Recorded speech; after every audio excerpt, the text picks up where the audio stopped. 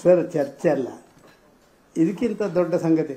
ಅವನು ನನಗೆ ಹಿಂಗೆ ಆಗ್ತಾಯಿದೆ, ಮತ್ತೊಂದು ಆಗ್ತಾಯಿದೆ ಅಂತ ಹೇಳಿ ತಿಳಿಸಿದ ಮೇಲೆ ಒಂದು ಸೂಕ್ತ ರಕ್ಷಣೆ ಕೊಡುವಂಥದ್ದು ಪೊಲೀಸರ ಜವಾಬ್ದಾರಿ. ವಿಶೇಷವಾಗಿ ಅವನೇ ಬೇರೊಂದು ಮರ್ಡರ್ ಕೇಸಲ್ಲಿ ಆರೋಪಿಯಾಗಿ ಜಾಮೀನಲ್ಲಿ ಹೊರಗೆ ಬಂದ ಮೇಲೆ ಅವನಿಗೆ ಥ್ರೆಟ್ ಬರ್ತದೆ ಅಂತ ಹೇಳಿದರೆ, ಎಸ್ ನಿನಗೆ ಬುದ್ಧಿ ಕಲಿಸ್ತೇವೆ ಅಂತ ಹೇಳುವಂಥದ್ದೇ ಥ್ರೆಟ್ಟಿನ ಉದ್ದೇಶ.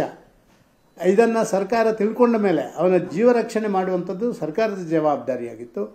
ಅದನ್ನು ಮಾಡದಿರುವಂಥದ್ದು ಪರೋಕ್ಷವಾಗಿ ಮುಸ್ಲಿಮರಿಗೆ ಬೇಜಾರಾಗಬಾರ್ದಲ್ಲ. ಈ ಒಂದು ಹಿಂದೂ ಕಾರ್ಯಕರ್ತನಿಗೆ ನಾವು ಜವಾಬ್ದಾರಿ ಕೊಟ್ಟರೆ ರಕ್ಷಣೆ ಕೊಟ್ಟರೆ, ಮತ್ತು ಅವನು ಬೇರೆ ಮುಸ್ಲಿಮ್ ಒಂದು ಮರ್ಡರ್ ಕೇಸ್ನಲ್ಲಿ ಅವನು ಕೂಡ ಒಬ್ಬ ಆರೋಪಿ ಅಂತ ಹೇಳಿದ ಕಾರಣ ಅದಕ್ಕೆ ಇವರಿಗೆ ಬೇಸರ ಆಗಬಾರ್ದು ಅಂತ ಹೇಳುವಂಥದ್ದು. ಈ ಅಪೀಸ್ಮೆಂಟ್ ಪಾಲಿಸಿಗೂ ಒಂದು ಲಿಮಿಟೇಷನ್ ಇದೆ. ಆದರೆ ಕರ್ನಾಟಕದ ಕಾಂಗ್ರೆಸ್ನ ಅಪೀಸ್ಮೆಂಟ್ ಪಾಲಿಸಿ ಅತ್ಯಂತ ದುರದೃಷ್ಟಕರ ಅಂತ ಭಾವಿಸ್ತಾ ಇದ್ದೇನೆ. ಕಳೆದ 3 ವರ್ಷದಲ್ಲಿ ಸರ್ 6 ಕೊಲೆ ಆಗಿದೆ ಒಂದೇ ಕೇಸ್ನಲ್ಲಿ. ಸೊ ಅದಕ್ಕೆ ಕಡಿವಾಣ ಹೆಂಗಾಗ್ತಾರೆ? ಈಗ ನಿಮ್ಮ ಸರ್ಕಾರದ ಅವಧಿಯಲ್ಲೂ ಕೂಡ ಆಗಿದೆ, ನಿಮ್ಮ ಅಧಿಕಾರದ ಅವಧಿಯಲ್ಲೂ ಕೂಡ ಆಗಿದೆ, ಈ ಅವಧಿಯಲ್ಲೂ ಕೂಡ ಆಗಿದೆ.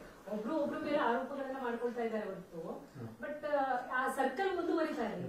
ಈಗ ಒಬ್ರು ಮೇಲೆ ನೋಡಿ 2 ಪ್ರಶ್ನೆಗಳಿದ್ದಾವೆ ಇಲ್ಲಿ. ಒಂದು, ಎಲ್ಲರಿಗೂ ಸಮಾನವಾಗಿ ಕಾನೂನನ್ನು ಪಾಲನೆಗೆ ಸರ್ಕಾರಗಳು ಮುಂದಾದಾಗ ಅಲ್ಲಿ ಘಟನೆಗಳು ನಡೆಯದಿರಲಿಕ್ಕೆ ಸಾಧ್ಯವೇ ಇಲ್ಲ. ಅದು ಇದು ಅಂತ ನಡೆಯುವಂಥದ್ದನ್ನು ನಾವು ನೋಡ್ತಾನೆ ಇರ್ತದೆ. ವೈಯಕ್ತಿಕ ಉದ್ದೇಶ ಇರ್ಬೋದು, ಅಥವಾ ಗುಂಪು ದ್ವೇಷ ಇರ್ಬೋದು, ಅಥವಾ ಧರ್ಮಾಧಾರಿತವಾದಂಥ ಆ ಒಂದು ದ್ವೇಷಗಳಿರ್ಬೋದು, ಇದೆಲ್ಲ ಇರ್ಬೋದು.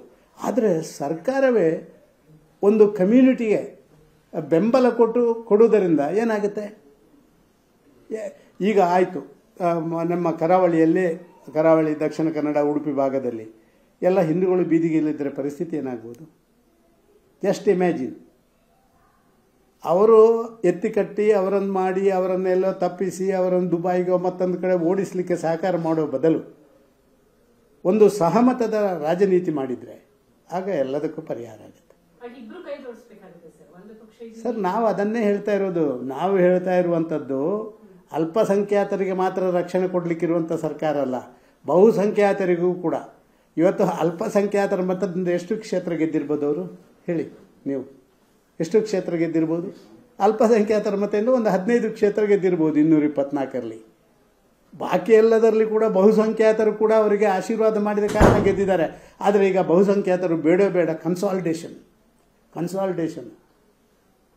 ಹಿಂದಿನ ದಿನಗಳಲ್ಲಿ JDS ಸ್ವಲ್ಪ ಮುಸಲ್ಮಾನರ ಮತ ದೇವೇಗೌಡರು ಮತ್ತೊಬ್ಬರಿಗೆ ಹೋಗ್ತಾ ಇತ್ತು. ಈಗ ಅವರೆಲ್ಲ NDA ಜೊತೆ ಸೇರಿದ ಕಾರಣ ಉಳಿದದನ್ನೆಲ್ಲ ನಾವು ಬಾಚಿಕೊಳ್ಳುವ ಒಂದು 13% ಅಂತ ಹೇಳುವಂಥದ್ದು. ಹಾಗಾದರೆ ಬಾಕಿ 87% ಜನರ ಪರಿಸ್ಥಿತಿಯನ್ನು ನಾನು ಕೇಳ್ತೇನೆ. ಅಲ್ಪಸಂಖ್ಯಾತರು ಇವರು ಮಾತ್ರ ಅಲ್ಲ, ಕ್ರಿಶ್ಚಿಯನ್ರು ಅಲ್ಪಸಂಖ್ಯಾತರಲ್ವಾ? ಅವರು ಯಾಕೆ ಕರಾವಳಿಯಲ್ಲಿ ಭಾರಿ ದೊಡ್ಡ ಸಂಖ್ಯೆಯಲ್ಲಿದ್ದಾರೆ, ಮಂಗಳೂರು ಯಾಕೆ ಅವರು ಯಾವುದರಲ್ಲಿ ಇಲ್ಲ? ಕ್ರಿಶ್ಚಿಯನ್ ಕಮ್ಯುನಿಟಿ ಇಷ್ಟೇ ಸಂಖ್ಯೆಯಲ್ಲಿ ಮಂಗಳೂರಿನ ಸುತ್ತಮುತ್ತ ಇರುವಂಥದ್ದು ನೀವು ಕಂಡಿದ್ದೀರಿ. ಫಾದರ್ ಮುಲ್ಲರ್ಸ್ ಇರ್ಬೋದು, Aloysius institution, Saint Philomena's institution, ಈ ರೀತಿ ಸಾಕಷ್ಟು ಇನ್ಸ್ಟಿಟ್ಯೂಷನ್ಗಳನ್ನು ನಡೆಸ್ತಾ ಇರುವಂಥ ಅವರೇನು ಬೀದಿಗಿಳಿದು ಗೂಂಡಾಗಿರಿ ಮಾಡ್ತಾ ಇಲ್ಲ. ಮುಸಲ್ಮಾನರಿಗೆ ಮಾತ್ರ ಅಂದರೆ ಎಲ್ಲೋ ಒಂದು ರಕ್ಷಣೆ ಇದೆ. ನನಗೆ ಏನು ಮಾಡಿದ್ರು ನಡ್ತದೆ.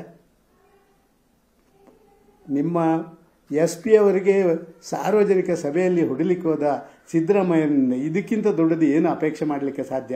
ಅದೇ ಒಂದು ರೀತಿಯಲ್ಲಿ ಪರೋಕ್ಷ ಅವರಿಗೆ ಬೆಂಬಲ ಆಗಿದೆ ಅಂತ ನಾನು ಭಾವಿಸ್ತಾ ಇದ್ದೀನಿ.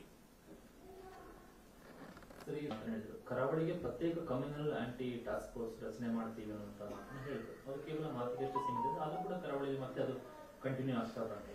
ಆಕ್ಚುಲಿ ನಿಮ್ಗೆ ಅನ್ಸುತ್ತೆ ಇವತ್ತು ಮತ್ತೆ ಅದನ್ನು ರಿಪೀಟ್ ಮಾಡಿದ್ದಾರೆ. ಅವರ ಏರ್ಪೋರ್ಟಲ್ಲಿ ಇಳಿದಾಗ ಇಲ್ಲಿ ಒಂದು ಆ್ಯಂಟಿ ಕಮ್ಯುನಲ್ ಸ್ಕ್ವಾಡನ್ನು ಮಾಡಬೇಕು ಅಂತ ಹೇಳುವಂಥದ್ದು ಮನಸ್ಸಲ್ಲಿದೆ. ಇವತ್ತು ಅದನ್ನು ಮಾಡಬೇಕು ಅಂತ ಹೇಳೋದು.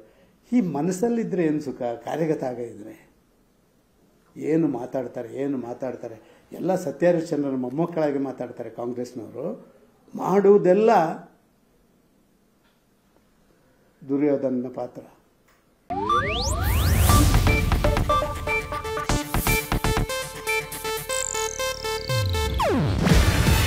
ಇದು ಏಷ್ಯಾನೆಟ್ ನ್ಯೂಸ್ ನೆಟ್ವರ್ಕ್ ಪ್ರಸ್ತುತಿ. ನೀವು ನೋಡ್ತಿದ್ದೀರಾ ಏಷ್ಯಾನೆಟ್ ಸುವರ್ಣ ನ್ಯೂಸ್.